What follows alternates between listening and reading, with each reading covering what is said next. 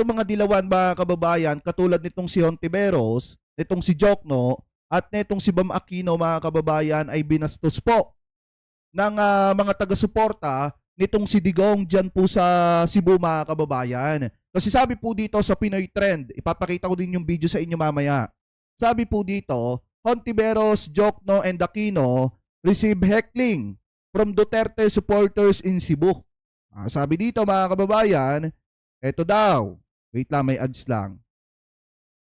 During an event at the Cebu City Sports Center, the host introduced Hontiveros, Jokno, and Bam when suddenly a crowd shouted Duterte. Nung in-announce daw ng isang host mga kababayan dyan po sa isang event sa may Cebu City Sports Center, etong mga pangalan ni Jokno, ni Hontiveros at saka daw po nitong si Bam Aquino, nagsigawan daw ng pangalan ni Duterte, ano po, ng apelyido nitong si Duterte, yung mga tao daw po doon. So ngayon mga kababayan, ang isa pa dito, sabi pa dito, Hontiveros, Jokno, and Aquino were critics of the Duterte. While Aquino attempted his Senate return, Jokno ran under the Akbayan party list. Sabi pa dito mga kababayan, daghang salamat sa napakainit na welcome sa amin, said Hontiveros. Cebu, one of the largest province in the Philippines, was considered one of the strongholds of the Duterte family. So ibig sabihin, teritoryo ng mga Duterte. Pero kahit na mga kababayan, kahit pa sabihin na yung Cebu City mga kababayan ay teritoryo ng mga Duterte, dapat kung kayo ay marespetong tao, hindi nyo babastusin. Mapadilawan man yan, o mga DDS mga kababayan, o mga loyalists, dapat hindi nila babastusin yung mga bisita ng lugar po nila. Kasi unang-una mga kababayan, etong ginagawa ng mga taga-suporta nitong si Digong ay pagpapakita ng walang karespeto, na talagang hindi marurunong rumispeto yung mga taga-suporta nitong si Digong. Kasi biruin niyo mga kababayan alam natin lahat na hindi naging maganda ang nangyari sa nakaraan nitong si PBBM, na kung saan nung siya ay hindi pa presidente, ang kanyang pamilya mga kababayan ay masyadong nagigipit ng mga panahon na yon. At alam natin na hindi naging maganda yung ugnayan ng Marcos at saka ng Aquino sa nakaraan mga kababayan, pero hindi dumating sa point na nung naging presidente etong si Pinoy at napunta ng Ilocos Norte, hindi naman binabastos na katulad ng ginagawa po dito mga kababayan. Or kahit yung mga dilawan, pag pumupunta sila ng Ilocos Norte, hindi naman sila binabastos ng mga Marcos loyalist, ng mga taga-suporta ni PBBM. Ano po, so ngayon, eto, tingnan yung mabuti kung paano bastusin ng mga taga-suporta ni Digong etong mga dilawan. Mga kababayan, ano po, so ito, i-play po natin. Ano?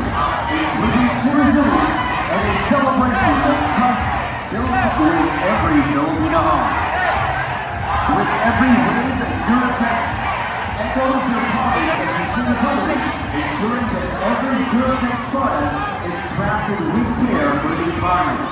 And like the sky, Eurotex soars higher with innovation, delivering quality. Kita nyo ba yon mga kababayan? Diyan nyo makikita na talagang na talagang yung ibang mga taga-suporta ni Duterte, wala po talagang respeto sa ibang tao. Biruin nyo mga kababayan kahit pumupunta etong sina Hontiveros sa Ilocos Norte, etong sina Bam Aquino, walang gumaganyan sa kanila kasi nga yung mga Marcos loyalists marunong pong rumispeto at marunong pong magpakatao kahit pa hindi naging maganda ang ugnayan ng Marcos at saka ng Aquino sa nakaraan mga kababayan.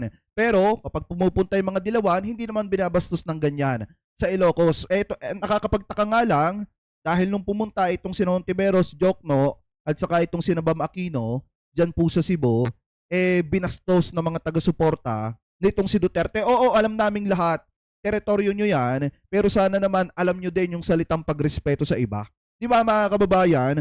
So yan ang ugali ng mga taga-suporta nitong si Digong. So ngayon, punta naman tayo mga kababayan, dito naman sa naging banat nitong si Harry Roque sa mga katulad nitong si Sara Duterte. Mga kababayan, na kung saan mga immoral. Sabi ni Roque dito, mga immoral ang nangyayari sa ating bayan. Tama ba iyan na hinahayaan natin na magutom ang mahihirap para lang ang pera ay mapunta sa bulsa ng mga kurakot na huwad committee members na iyan? Yan po yung sabi ni Roque mga kababayan. So eto, i-play po natin. na ang nangyayari dito sa ating bayan. Tama ako o mali? Tama ba yan na hinahayaan nating magutom ang mga mahihirap para lamang ang pera mapunta doon sa bulsa ng mga kurakot na congressman at senatong, mga Quad committee members na yan? Hindi, dapat maging patas ka kasi. Alam niyo, ang problema kasi dito sa mga kaalyado nitong si Harry Roque, na nitong si Duterte, na katulad ni Harry Roque, magagaling sila magsalita ng ganyan. Pero hindi naman nila kayang birahin itong si Sara Duterte at sabihan nila na maawa naman itong si Sara Duterte sa taong bayan. Dahil kinukurakot nila di umano yung pera ng mamamayan at hindi nila kayang ipaliwanag kung saan napupunta. Alam nyo mga kababayan, ayaw man nating sabihin pero lahat ng sinasabi ni Roque dito, patama sa mga katulad nitong si Sara Duterte na talagang ang iniisip lamang po yung kanilang mga sarili, mga kababayan, at yung kanilang mga bulsa na mapuno ng pera ng taong bayan. Ano po, so ngayon, ipagpatuloy pa natin. Tama ba yan? At tignan nyo kung anong serbisyong ginagawa ng Quad Committee. Nagbibigay ba sila ng solusyon dun sa problema ng mataas na presyo ng bilihin, sa kawalan ng trabaho, at sa kababaan ng sweldo? Anong solusyon ang naibigay ng Quad Committee dyan? Wala. Puro pakulong. Di ba? Kasi nga, nasampu lang ka. Kaya galit na galit kasi mga kababayan si Roque sa Quadcom kasi nasampu lang siya eh. Yung pagiging sinungaling niya mga kababayan, yun yung naging dahilan. Kaya siya mga kababayan, nasampu lang sa Quadcom. At yung mga pag-iwas po niya at mga pag-iimbento niya ng kwento mga kababayan, yan yung naging dahilan kaya siya nasampulan. Eto lang naman yung sa akin mga kababayan eh. Kung wala siyang kasalanan, bakit hindi siya pumunta doon sa Quadcom at harapin niya yung Quadcom? Kung talagang wala siyang kasalanan, hindi yung magtatago mga kababayan, magpapakalayo-layo, at saka mag-iingay at maninira. Eto nga yung sinasabi dito mga kababayan ng mga taga-Quadcom eh. Si Harry Roque, magaling lamang po yan kapag wala na doon sa mismong hearing mga kababayan ng Quadcom at kapag nakalabas na siya at nakatalikod na siya mga kababayan, doon lang siya magaling manira. Pero sa personal mga kababayan, para siyang pinitpit na luya. Ano po, yun mga kababayan, yung malimit sabihin ng mga taga-Quadcom. Magaling manira si Roque kapag patalikod, yung atake mga kababayan. Pero kapag kaharapan na, hindi na siya makapagsalita. Hindi niya na maidepensa yung kanyang sarili. Ano po, so ngayon, ipagpatuloy pa natin. Yan ba ang dapat paggastos, pamamaraan para paggastusan ng pera ng sambayanan samantalang ang daming nagugutom? Dahil immoral na ang nangyayari dito sa ating bayan. O yan. Yan ang sabi mga kababayan ni Roque sa mga katulad ditong si Sara Duterte. Ituloy natin yan dito. May isa pa siyang banat mga kababayan na kung saan sabi niya dito, yun daw kanyang puso.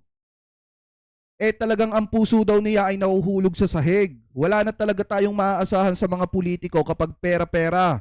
Lumalabas ang kulay ng ating mga mambabatas. Di ba mga kababayan, noong mga panahon na etong si Roque, ibalik lang natin ha, ipaalala lang natin dito kay Harry Roque, noong mga panahon na congressman siya mga kababayan, di ba hindi siya pro-China, pero nung napasama siya mga kababayan, kay Duterte bigla siyang naging pro-China. Eto nga, kritiko ng China to dati mga kababayan eh. Pero nung napasama siya kay Duterte, nabigyan siya ng posisyon, ginawa siyang spokesperson mga kababayan, bigla siyang naging pro-China. At ang iniisip po nila ay yung kapakanan nila, hindi na yung kapakanan ng taong bayan. Ano po, so ngayon, ipagpatuloy pa natin. Tulog sa sahig dahil parang wala na talaga tayong aasahan sa kahit anong mga politiko, kay congressman, kay senatong pagdating sa pera-pera.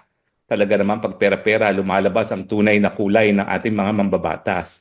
Pero talagang I feel very, very disappointed na at least yung mga taga-UP na gaya ni SP Escudero at saka ay sandali lang naman nagstay yan sa UP, isang taon lang nagstay sa UP Manila yan si Grace po, tapos lumipas sa Amerika. No? Bakit naman nila gagawin yun? Bakit?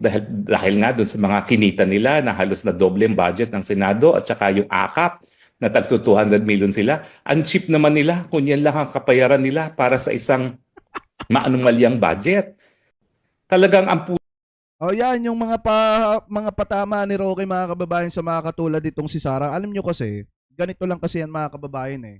Mas lalo kasing nakakalungkot yung mga nangyayari sa pera ng mamamayan kapag hindi talaga maipaliwanag at kapag kinurap. At mas lalong nakakalungkot kung yung mga tao na kumukurap ng pera ng taong bayan ay hindi po napapanagot. Eto nga nakakapagtaka mga kababayan kung yung katulad ni Bistek napapapanagot pala mga kababayan, ang nakakapagtaka bakit etong si Sara Duterte ay hindi mapapanagot sa kabila ng mga drama na ginawa niya para maiwasan niya mga kababayan yung katanungan ng sambayanang Pilipino kung saan napunta ang pera ng taong bayan na hindi lang naman 1 milyon yung halaga, kung hindi 612.5 million pesos yung hinahanap at hinahabol ng taong bayan na hindi maipaliwanag ng ating Vice Presidente. Kaya nga mga kababayan, ito yung nakakalungkot dito Bakit hindi mapapanagot etong si Sara Duterte at bakit tila yung iba sa mga mambabatas po natin nanlalamig na sa usapin ng impeachment nitong si Sara Duterte. Yan ang nakakalungkot dyan mga kababayan, na ang problema yung mga tao na kumukurap ng pera ng taong bayan magkakaroon ng lakas ng loob kasi hindi sila napapapanagot. Ano po, so ngayon, mga kababayan, kayo po, ano po ang komento ninyo? Hingil po dito sa pambabastos ng mga taga-suporta nitong si Digong dito po sa mga dilawan. So comment below na lamang po mga kababayan kung ano po ang komento at opinion po ninyo hingil po dito sa mga topic na ito na tinalakay po natin.